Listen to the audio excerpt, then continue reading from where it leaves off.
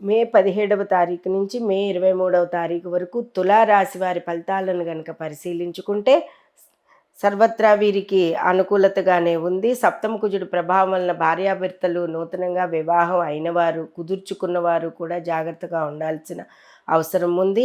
షష్ఠశని ప్రభావం వలన చిన్నపాటి ఆంతరంగిక సమస్యలు, అలాగే ఆంతరంగికంగా మీరు ప్రణాళికలు వేసుకున్నవి వీటన్నింటి వల్ల కూడా సతమతం అవుతూ ఉంటారు. అలాగే పంచమరాహు వలన సంతాన సమస్యలు, సంతానంతో గొడవలు, కోర్టు సమస్యలు కూడా మీరు చూస్తూ ఉంటారు. అలాగే గర్భిణీ స్త్రీలు జాగ్రత్తగా ఉండాల్సిన సమయము.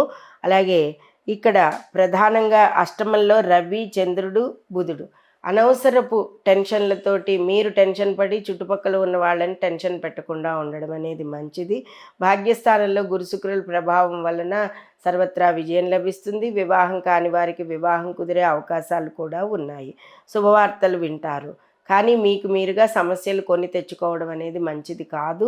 అలాంటి పరిస్థితి కూడా ఇక్కడ కనబడుతోంది కాబట్టి జాగ్రత్తగా మసులుకుంటూ ఉండడం అనేది మంచిది.